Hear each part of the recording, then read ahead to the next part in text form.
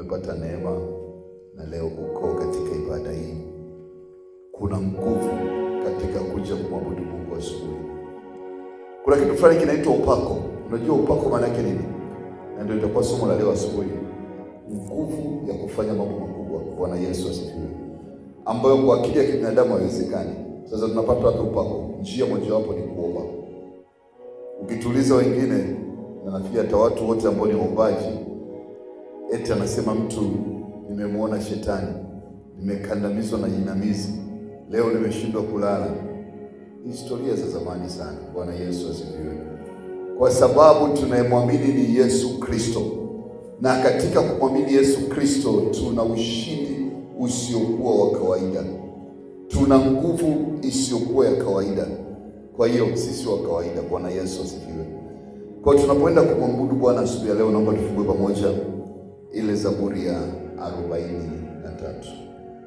Tutasoma kupokezana. Zaburi ya 43.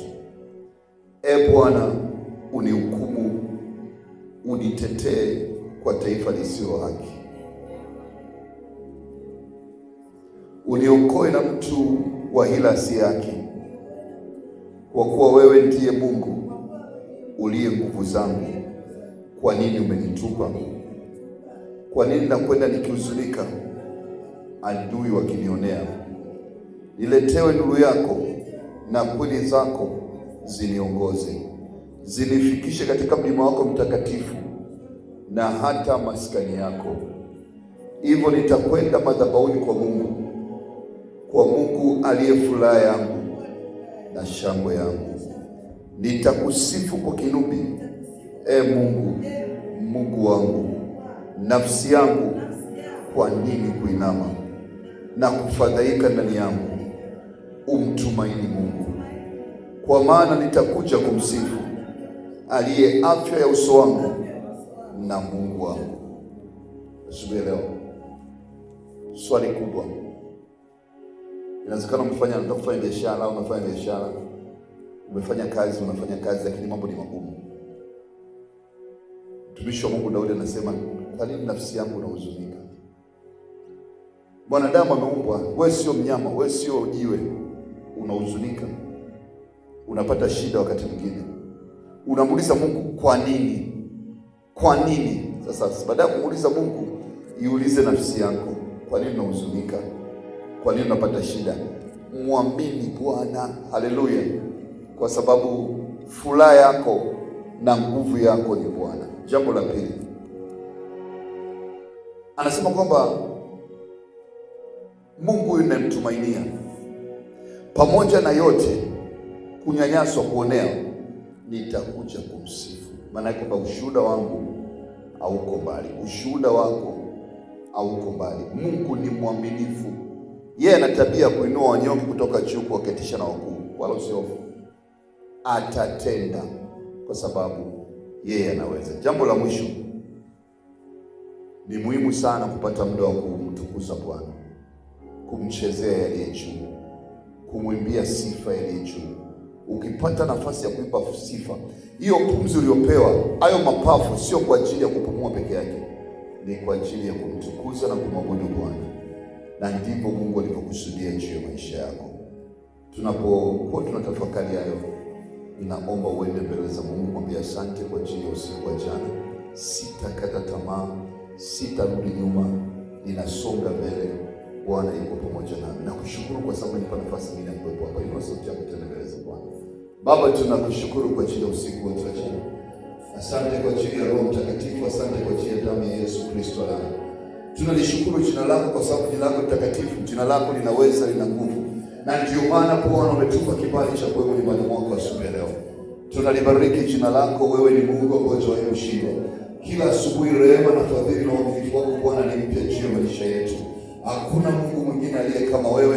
Wewe ni Mungu na unabaki kuwa Mungu. Rehema na fadhili zako na uaminifu wako juu ya watu wako Bwana, kila asubuhi na kuvuka leo ni mpya tu, ni mpya tu. Baba, tunakushukuru. Asante kwa ajili ya ulinzi wa jeshi kubwa la malaika tulipokuwa tumelala. Asante kwa kibali cha kutupa uhai na uzima asubuhi leo. Tumekuja nyumbani mwako kukuabudu, kukutukuza na kukushukuru. Hakuna Mungu kama wewe. Baba, Baba, tunasema asante kwa sababu kwako kuna matumaini mapya, kuna nguvu mpya. Wewe ni Bwana. Pokea sifa, pokea ushukrani na utukufu mwingi katika jina la Yesu. Ndipo tunaweka ibada hii mikononi mwako. Yesu Kristo, mwana wa Mungu, Bwana wetu, kaanze nasi. Nena katikati yetu, tufundishe, tuhekimishe, tujulishe tunatakiwa kufanya, na ukatusaidie Bwana tuweze kusonga mbele katika jina la Baba, Mwana na Roho Mtakatifu. Amen. Bwana Yesu asifiwe. Naomba tuketi. Lakini kabla ya kuketi, ningependa tuimbe wimbo mmoja ambao ni Kaa Nami, wimbo namba 103. Wimbo namba 103.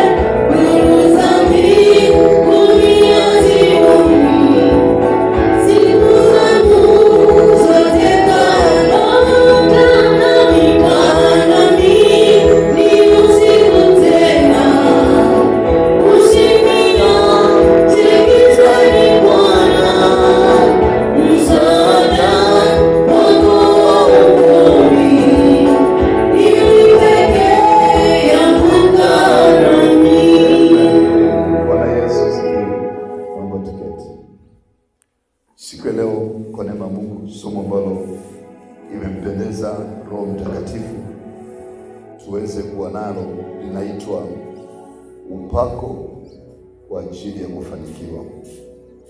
Upako kwa ajili ya kufanikiwa. Bwana Yesu asifiwe. Usiku leo nimekuwa na ndoto ya ajabu sana, na ninapenda nishare na wewe uweze kunielewa kwa sababu ndio somo hili leo. Na nimekuwa usiku mzima, yani baada ya kulala tu, nimekuwa nikitembea sehemu mbalimbali Tanzania katika ndoto. Na nilichokuwa natembea nacho nilikuwa na paa. Kwa hiyo nilikuwa nimekaa nikitaka kuondoka kwenda hapa mpaka mjini, na shangaa nainuliwa tu. Nikitamka tunaanza kuinuka na paa. Kwa hiyo nasafiri katikati ya misitu hapo. Watu wanishangaa, huyu jamaa vipi Bwana Yesu? Alafu nafika mjini na fanya shughuli, alafu nikiomba tu nikiinuka naanza kupaa tena. Kwa hiyo nimeenda mjini sana hapa kwa kutumia kupaa. Kwa hiyo ilikuwa situmii usafiri. Bwana Yesu asifiwe. Lakini cha ajabu nikaanza kusafiri mpaka mikoani. Kwa kila nikiomba napata nguvu ya kupaa. Kila nikiomba, nisipoomba sipati nguvu. Nikitulia sipati nguvu. Lakini kila nikipiga magoti na kuomba nashangaa napata nguvu ya kupaa. Hiyo inaitwa ndio anointing au upako kwa ajili ya kufanikiwa. Maana yake nini? Maana yake ukimwangalia kwa makini mtumishi wa Mungu Daudi, alikuwa mtu wa kawaida sana, yaani si kwamba alikuwa so special. Na ndio maana wakati wanataka kutafuta mfalme wa Israeli, yule Samuel, kijana kadogo akamwona Yesu asifiwe. Yaani kama bwana mdogo akanambia nifanye mfalme wa Israeli, unaongea kitu gani? Naomba nikwambie, kwa Mungu wewe sio mdogo. Kwa ni mtu wa kawaida, lakini kuna nguvu inaingia ambayo inafanya mambo tofauti. Bwana Yesu asifiwe. Kinachokutofautisha ni upako, wala sio kingine. Ukimpeleka mtu mwenye upako sehemu yenye watu wakimwangalia wanaogopa. Na kumbuka siku ile ilikuwa kwenye mambo mazito sana. Tukakutana na mheshimiwa mmoja, mtu mkubwa. Tulikuwa nimekaa Dodoma hoteli pale. Ule upako akawa ameongozana na watu, akaja kunisalimia. Aseme kwa baada ya pale juu. Bwana Yesu. Yeye anasikia nini? Upako. Na ndio maana watumishi wengi wa Mungu ambao wajijui, upako unavutia kina dada, upako unavutia kina kaka. Bora shaka unaambiwa wewe ni hendi sawa. Kumbe sio wewe, jitu limepinda mdomo, inaambiwa hendi sawa. Yeye anasema ndio. Ni ule upako. Upako una nguvu ya kuvutia. Kijana ambaye ana upako anachelewa, ambaye anamshua Mungu wake, anakuwa na nguvu ya kumvutia katika mambo mengi. Yaani chochote anachokifanya sio kwamba ni yeye, kuna nguvu ya Mungu inampa neema. Akifanya biashara unashangaa nyombi zinakuwa nyingi. Akifanya kazi yoyote, upako unampa kibali cha tofautishwa. Kwa upako una nguvu. Upako unaenda na vitu vifuatavyo. Unakupa nguvu ya kufanya mambo makubwa, lakini pia unakupa hatari ya kuanguka. Kwa sababu watu wanapokuona wanashangaa, wanaona kitu kwako, lakini wanashindwa kuelewa kuna nini. Bwana Yesu asifiwe. Kwa hiyo wanaweza kukosea wakati vibaya, lakini kumbe ni nguvu ya upako. Kwa mtu anaposema upako, usichukue vibaya. Kama kuna kitu unatakiwa kiombe dunia hii katika maisha yako, ni upako. Upako ni mvuto wa kimungu kwa ajili ya kusaidia kufanya mambo makubwa. Sasa ni wakati mwingine ukishindwa kutafsiri vizuri unaleta matatizo. Ndio maana watumishi wengi wakubwa walianguka kwa sababu ya kutoelewa ile nguvu ya upako. Kisani kwamba ni wao Mungu amewapa kipawa fulani, kumbe ni Roho Mtakatifu akishakuwa amekupa upako unatofautishwa. Watu wanakuwa wanaelewa kwa sababu kuna maroho au ile neema, roho saba za Mungu zinafanya kazi kwa maisha yako, kuanzia kwenye macho mpaka kwenye miguu, ambazo zinafanya watu washindwe kuelewa huyu mtu sio wa kawaida. Bwana Yesu asifiwe. Inaitwa nguvu ya leo. Unaweza kuomba. Sasa Daudi alikuwa mtu wa kawaida, lakini Biblia inasema akapambana na simba, akapambana na dubu kule porini akawaua. Unaweza kupambana na simba, unamjua simba. Bwana Yesu asifiwe. Unajua dubu sio jambo la kibinadamu. Ukiwa na upako kama ni mwanafunzi, unashangaa umefaulu. Nakumbuka nilikuwa na maombi sana, nilikuwa soma Dodoma, na kulikuwa na zawadi zinatolewa kwa ajili ya wanafunzi ambao ni the best. Nilikuwa sijui kitu. Bwana Yesu asifiwe. Lakini upako ukanipa kukumbuka kitu fulani ambacho kanifanya niweze kuwa tofauti. Upako ni neema ya kufanikiwa kama mbegu. Mbegu unapoipanda kwenye udongo, mbegu nyingine zinaota kawaida, lakini kuna mbegu unaona na nini? Ina upako. Yaani inakuwa udongo ni ule ule, lakini inapokea unakuwa jeusi kama ni mwiti, unakuwa vizuri, unatoa mahindi matatu manne, unaenda tofauti na wengine wote. Sio kwamba ule mwiti unakula chakula tofauti na kile kingine. No, ni mtu wa kawaida, lakini kuna nguvu kanaingia. Daudi alipomwona Goliathi, ili katika Samueli wa kwanza sura ya 17, ilihitaji upako kumwona Goliathi kama ni mnyama tu, wala sio kitu. Kama ni mwimbaji unahitaji upako ili sauti yako iwe na upako wa kugusa maisha ya watu. Kama ni mhubiri unahitaji upako ili mahubiri yako yaweze kugusa maisha ya watu. Nimekupa mfano wa kupaa. Mwanadamu hajaumba kupaa, lakini nilipokuwa kwenye ndoto usiku leo mpaka nimeamka asubuhi nikacheka sana. Na nikaenda kuomba Mungu, nikamwambia na kushukuru. Maana kwamba kuna kitu kinakupa nguvu ya kutofautisha na wanadamu wengine. Hiyo ndio inaitwa upako. Bwana Yesu katika kitabu cha moja, natamani sana ukishike. Kama ni mshirika wa Maria hapa kitabu usisahau. Kitabu cha Matendo ya Mitume sura ya 10 mstari wa 38. Matendo ya Mitume sura ya 10 mstari wa 38. Anasema habari za Yesu wa Nazareti, jinsi Mungu alivyomtia mafuta kwa Roho Mtakatifu. Sikiza kwa makini. Habari za Yesu kwa Yesu alikuwa ni wapi? wa Nazareti, habari za mtu fulani wa Zuzu, jinsi kijana fulani wa Zuzu, binti fulani wa Zuzu, jinsi Mungu alipomtia mafuta na Roho Mtakatifu. Sasa sio kaza kunataka mafuta ukanyaga. Mafuta maana yake ni kibali cha Mungu, ni neema ya Mungu. Hizi nyingine ni ishara tu, sio kachanganya dozi. Kwa alipomtia mafuta na Roho Mtakatifu, vitu viwili, mafuta na Roho Mtakatifu, alafu akamalizia na nguvu. Kiroho sakoli ya babashi. Na nguvu. Unaweza kuwa na mafuta, unaweza kuwa na Roho Mtakatifu, una nguvu. Unaweza kuwa na mafuta na Roho Mtakatifu, unaweza kuwa na Mungu na kumjua Mungu lakini huwezi kupaa. Inahitaji nguvu ndani yako kuweza kupaa.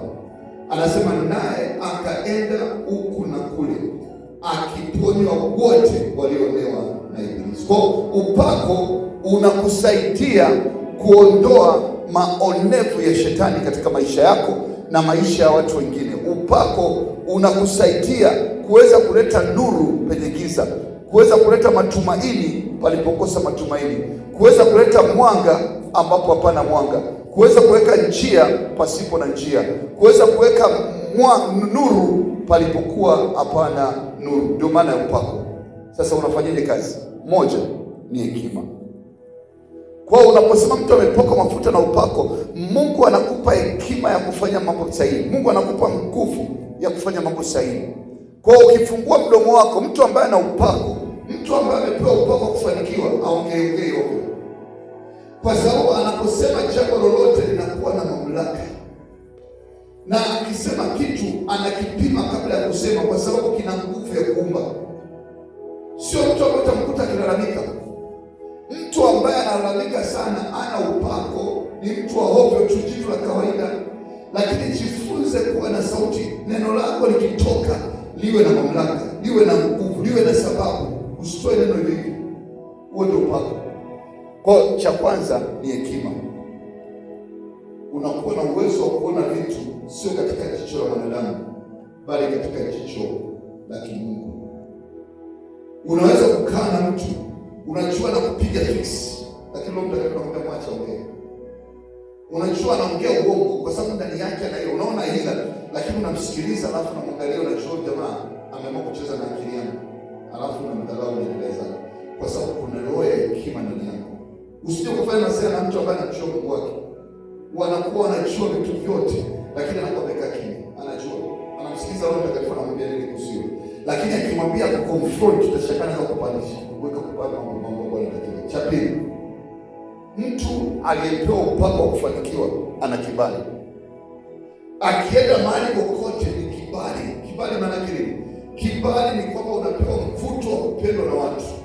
Unapewa mvuto wa kufanikisha unachokianza chochote. Kibali, roho ya kibali. Na mtu ambaye hana upako unakuta ni mtu wa kutukanwa, kukataliwa na kuzuiwa katika mambo yote kwa sababu hana kibali. Ni mtu ambaye leo anaweza kuishiwa pesa zote, lakini ana kibali, anapata pesa zinapo. Kibali. Kwa jambo la kwanza hekima.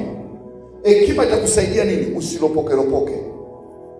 Kwa sababu mtu mwenye upako sio mtu wa kuropoka. Ukimsoma Daudi ambaye tunamsoma kila siku asubuhi, naomba nikwambie alikuwa makini, alikuwa na maneno yenye sentensi, yenye nukta. Mtu ambaye hana upako, hana kibali, maneno yake hana nukta. Cha pili nimekwambia ni mtu ambaye anakuwa na kibali. Cha tatu ni mtu ambaye anakuwa mkuu. Mkuu maana yake nini? Habari za Yesu wa Nazareti, jinsi Mungu alivyompaka mafuta na nguvu. Mkufu ni mtu ambaye ana uwezo wa kufanya mambo ambayo huwezi kuyategemea. Ni mtu ambaye akidetermine kufanya kitu fulani, neema zinatoka mbinguni kumsaidia. Malaika wanashuka kumwongoza. Jambo la mwisho ni mtu ambaye anaweza kuvishinda vizuizi vyote. Yaani mfano mtu mwenye upako, ukimwambia kwamba leo tunaenda kumzuia asifanye jambo fulani, atakuangalia, atacheka, kwa sababu azuiliki. Ikitokea kizuizi, ndio inakuwa baraka yake. Yaani leo mfano mimi leo niambie eti tunaletea ugonjwa naweza kulaza mpaka hospitali, lakini nitacheka. Kwa nini? kwa sababu ni chakula. Najua kupitia hicho nitamwona nani? Eti uniletee ugumu wa kifedha, sio kama nitaogopa. Ndio ni ugumu, lakini naomba nikwambie, kwa sababu ninajua hiki kizuizi lazima nitamwangalia juu. Nikiinua macho juu, najua huyu jamaa atakuja tu. Bwana Yesu asifiwe. Ni muda tu, ataachia vyote. Natamani uwe na msingi huo, kwa sababu ndio watu wenye upako. Kwa upako sio unakuta jitu linaanguka tu kama eti pokea upako, watu wote wanaanguka chini. Alafu mkiinuka inakuwa nini? Tulisikia moto. Alafu so what? Bwana Yesu asifiwe. Ni ujinga huo. Upako tunaanza kuona mtu ambaye unaona jitu ambalo linakuwa ni mashine tofauti, kwa sababu kuna kipawa cha Mungu ndani yake, kwa sababu kuna nguvu ya Mungu ndani yake. Anafanya mambo makubwa. Kwa nini? Kwa sababu ana upako. Huo ndio upako. Kwa hiyo upako ni jambo la muhimu sana. Nimekwambia mambo manne. Nimekwambia la kwanza ni mtu ambaye ana hekima. Ukiona una hekima brother, dada, huo upako kausikia kwenye redio. Bwana Yesu asifiwe. Ukiona mpuzi kabisa. Lakini mtu mwenye upako ni mtu anatulia, kwa sababu ndani yake kuna moto, ndani yake kuna nguvu ya Mungu. Ababaiki na hali ya nje. No, atishiki. Anajua yuko ambaye ni mpiganiaji wake. Ni mtu ambaye ana kibali. Kibali kwa wanadamu na kibali cha Mungu. Luka 1:52 anasema, naye Yesu akazidi kukua kwa kimo na kwa maarifa. Kimo na maarifa. Ni mtu ambaye anasoma neno la Mungu. Neno la Mungu analitafuna, sio kama anakuja kusikia. Akija kanisani anaelewa nini Mungu anamfundisha. Na akapata kibali kwa Mungu na kwa wanadamu. 3, nimekwambia ni mtu ambaye ana nguvu.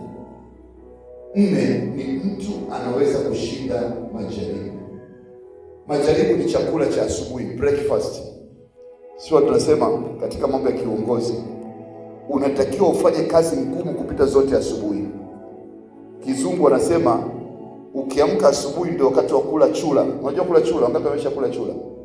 Bwana Yesu asifiwe. Yaani unakula kile ambacho sio kitamu. Ndio maana unaweza kwenda shambani, unaweza kusoma kitabu kigumu, unaweza kuomba usiku mzima. Yaani unakula chula. Hivi usipokuwa unaweza kula chula, utabaki na mambo malaini. Huwezi kuwa na upako. Lazima ufike hatua ya kuweza kujua kwamba upako unakutofautisha na wanadamu wengine. Kwa sababu ya leo kuna mtu mwingine anaitwa Daniel. Daniel alikuwa ni mfanyakazi wa serikali katika ufalme wa Kibabeli, na alikuwa na upako mpaka akapata cheo kikubwa kabisa katika nchi, akawa ni gavana. Lakini bado Daniel aliendelea kumwomba Mungu. Alikuwa anafungua dirisha mchana, asubuhi, mara 3 kwa siku anaomba. Mtu mwenye upako ni mwombaji. Mtu asiye na upako, tukimaliza ibada leo, labda tukikutana kuna ibada jioni, Bwana Yesu asifiwe, hamna kuomba. Yupo tukijitu lipo na uwezo jitu lipo tu. Kwa maana umepata nafasi ya kumjua huyu Mungu, chukua nafasi ya kutafuta uso wake mchana na usiku. Daniel alipata kibali kwa mfalme. Alipata kibali mpaka akaombea ajira wenzake, kwa sababu Mungu alimpa kibali kwa mkuu wa nchi. Leo natamani upate kibali. Kibali kwenye kazi yako, kibali kwenye kibiashara na mahali kokote ambapo utakwenda. Tusimame.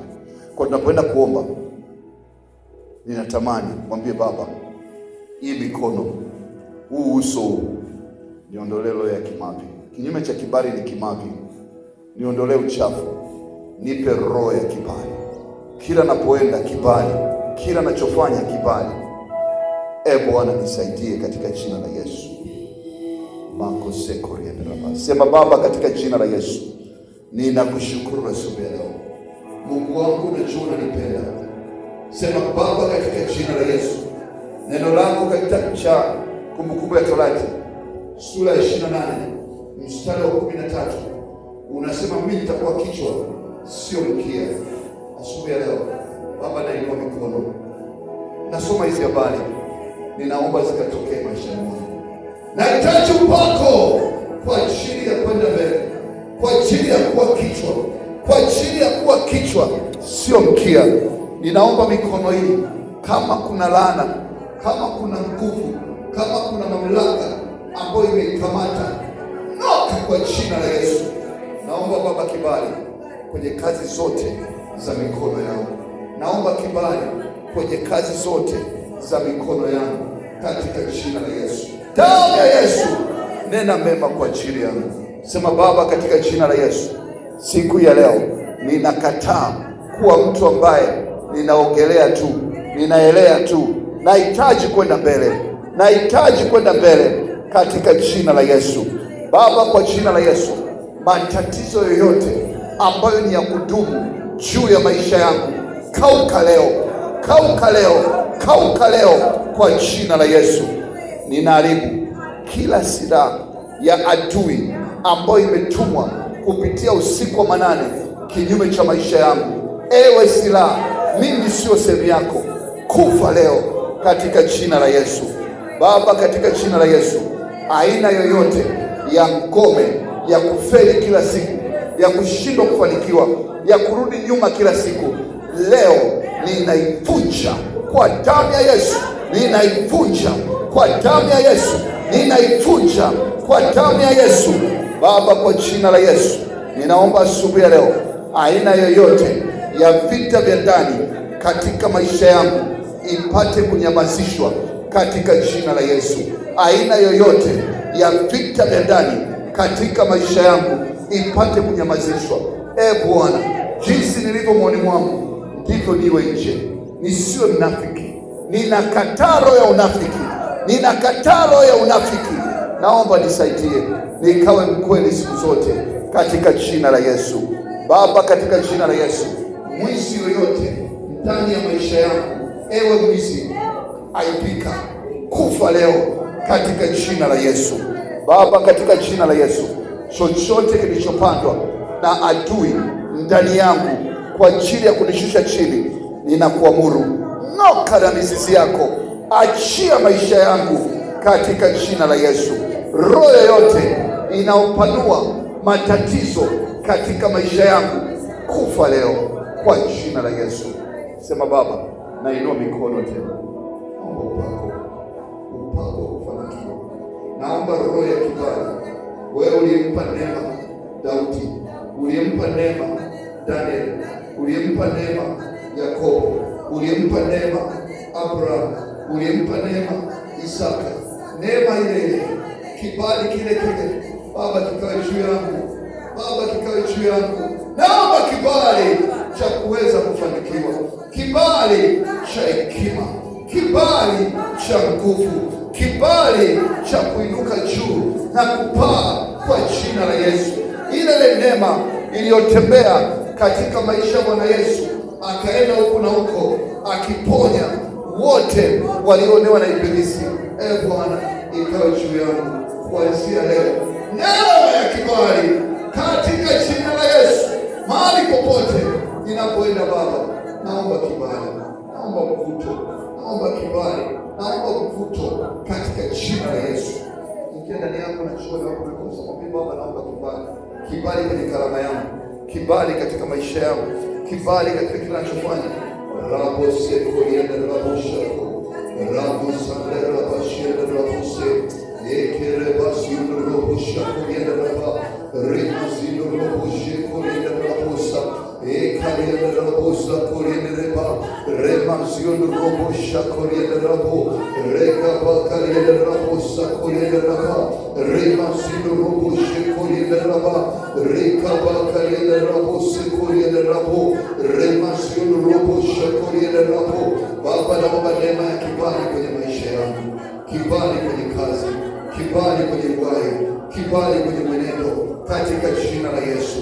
Baba, naomba kibali kwenye kazi, kibali kwenye huduma, kibali kote tunapopita kwa damu ya Yesu. Bwana, roho ya kibali, roho ya kibali, roho ya kibali katika jina la Yesu. Reba zendo robo shikorienda raba, rema zendo reba, kibali kwenye huduma, kibali kwenye mwito, kibali kwenye biashara, kibali kwenye fedha katika jina la Yesu. Roho ya kibali shuka juu ya maisha yangu Baba, naomba neema ya kibali juu ya kila anachokifanya. Bwana, achilia kibali. Wewe ni Mungu, unaweza kutoa upako. Achia maisha mabichi juu ya maisha yangu katika jina la Yesu, amen. Ombea kwa ajili ya taifa la Tanzania, Mungu akapata kuliponya, lakini pia ombea kwa ajili ya kanisa, Mungu atoe kibali kwa washirika wao. Baba, katika jina la Yesu Kristo rai, tunakushukuru Yesu. Tunaombea taifa la Tanzania, tunaombea amani ya Tanzania.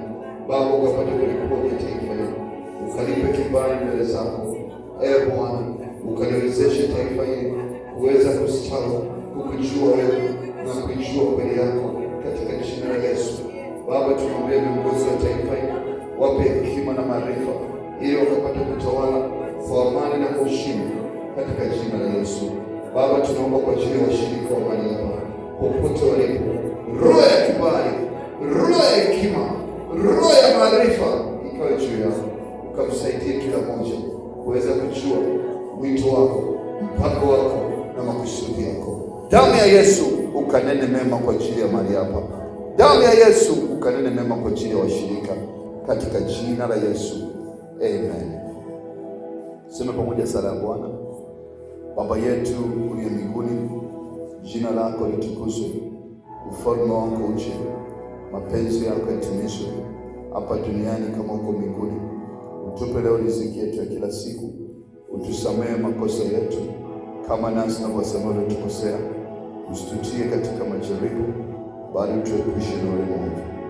Kwani wako ni ufalme, nguvu, utukufu hata milele. Amen.